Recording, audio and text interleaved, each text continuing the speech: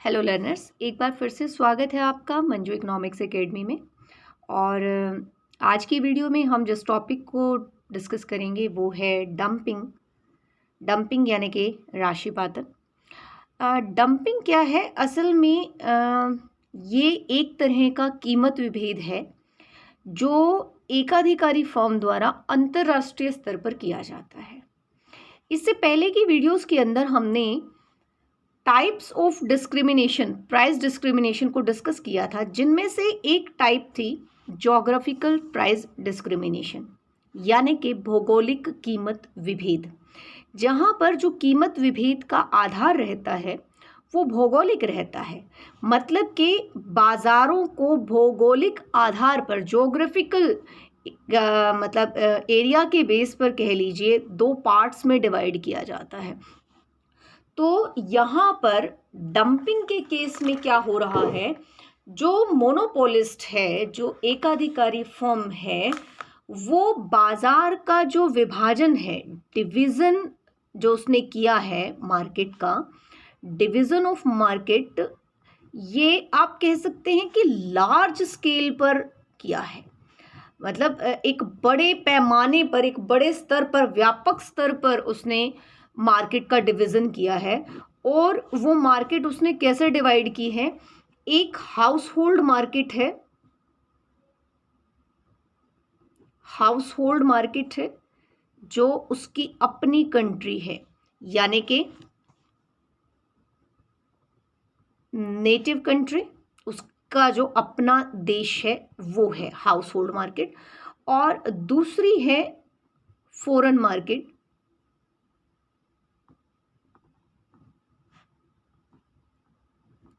विदेशी बाजार, जो आप कह सकते हैं अंतर्राष्ट्रीय बाजार। ठीक है, तो ये अंतर्राष्ट्रीय स्तर पर वो मार्केट ले रहा है।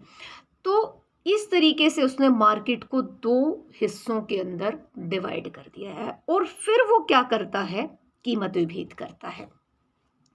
और सिचुएशन क्या है उसकी इन मार्केट्स के अंदर कि अपनी कंट्री में तो जो फर्म है वो मोनोपोली की सिचुएशन में है,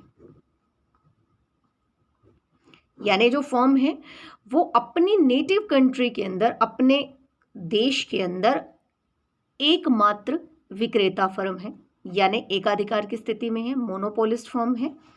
ठीक है, जबकि फॉरेन मार्केट में या इंटरनेशनल मार्केट में और भी बहुत सारी कंट्रीज की जो फर्म्स हैं वो अपने प्रोडक्ट की सप्लाई कर रही हैं, बेच रही हैं वहाँ पर। तो यहाँ पर फर्म किस सिचुएशन में है? Perfectly competitive firm. यहाँ पर फर्म जाकर के क्या बन गई है? परफेक्ट कंपटीशन के सिचुएशन में आ गई, यानी कि यहाँ पर उसको क्या करना पड़ रहा है? प्रतियोगिता का सामना करना पड़ रहा है अंतर्राष्ट्रीय स्तर पर। तो अब फर्म क्या करती है फिर कि अपने देश में तो वस्तु को क्या बेचती है? महंगा, क्योंकि वहां पर वो क्या है? मोनोपोलिस्ट है। हाई प्राइस पर सेम कॉमोडिटी के लिए अपनी कंट्री में वो हाई प्राइस चार्ज करती है, जबकि इंटरनेशनल मार्केट में जहां उसे कंपटीशन फेस करना पड़ता है वहां पर वो लो प्राइस चार्ज करती है। ठीक है, अब बस इसी सिचुएशन को हमने क्या करना है?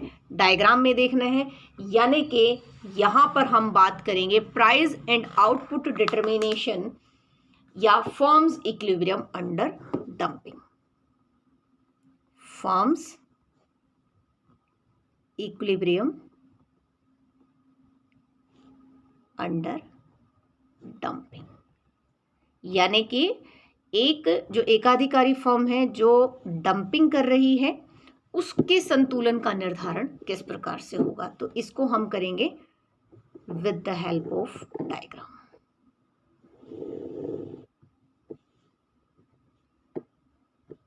यहां पर हम क्या ले रहे हैं? आउटपुट। वाई एक्सिस पर ले रहे हैं प्राइस, रेवेन्यू, कॉस्ट।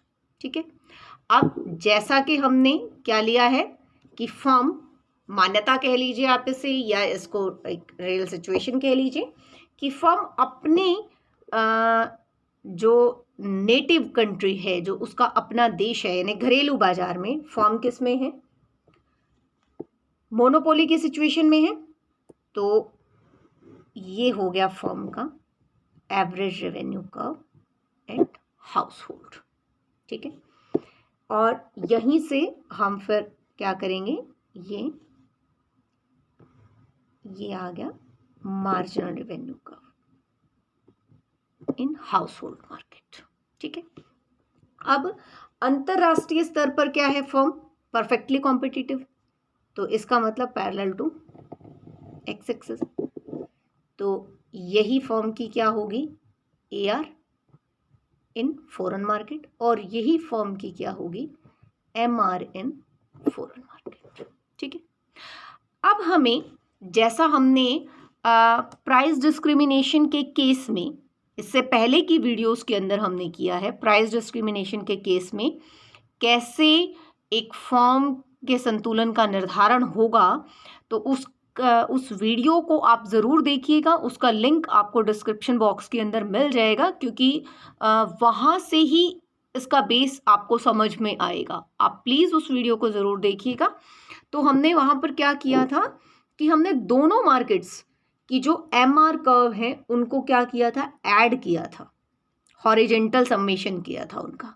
तो यहाँ पर भी हमें क्या करना होगा, हाउस होल्ड मार्केट और फॉरेन मार्केट की जो मार्जिन रेवेन्यू कर्व्स हैं, हमें उसको क्या करना होगा, प्लस करना होगा, ठीक है। हॉरिजेंटली हम उसका क्या करेंगे, समेशन करेंगे। तो जब हम इनको हॉरिजेंटली सम करेंगे, इनका समेशन करेंगे, तो संतुलन किस तरीके, जो कर्व है हमारी, वो किस तरीके से आएगी। तो हम क्या करेंगे कि या तो आप इसके अंदर इसको प्लस कर दीजिए, या इसमें इसको प्लस कर दीजिए, ठीक है।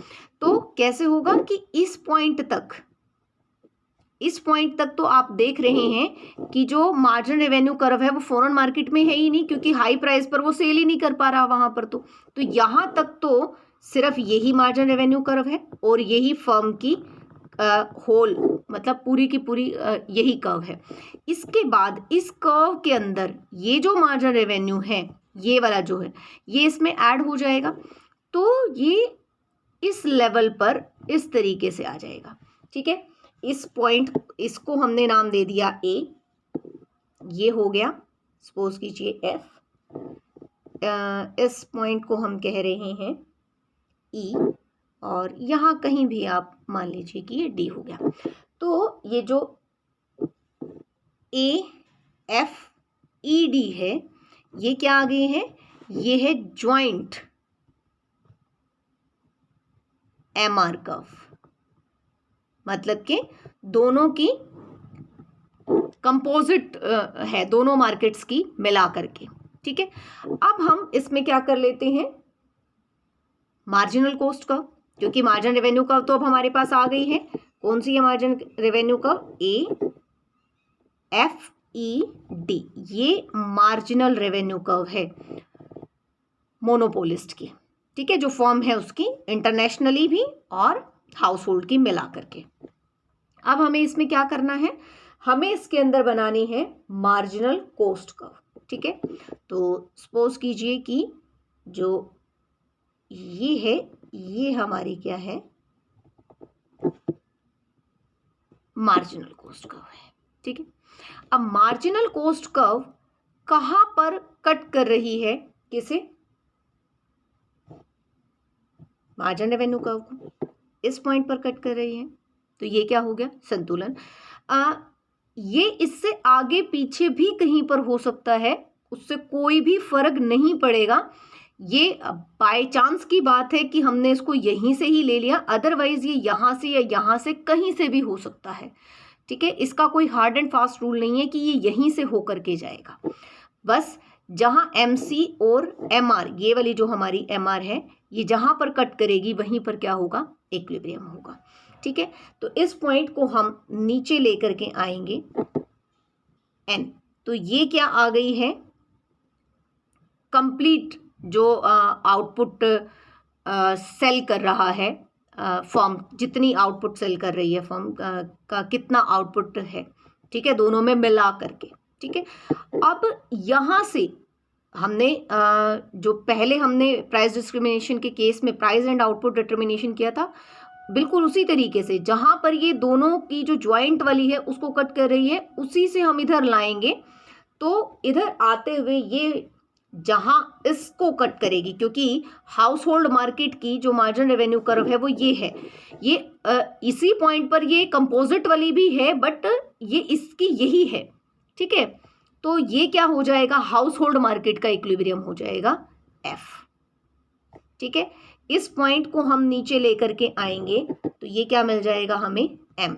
यानी कि टोटल जितना आउटपुट फर्म प्रोड्यूस कर रही है और सेल कर रही है, ओ एन में से O M household market में वो बेच रही है, और बाकी का एम एन कहाँ बेच रही है, फॉरेन मार्केट के अंदर बेच रही है।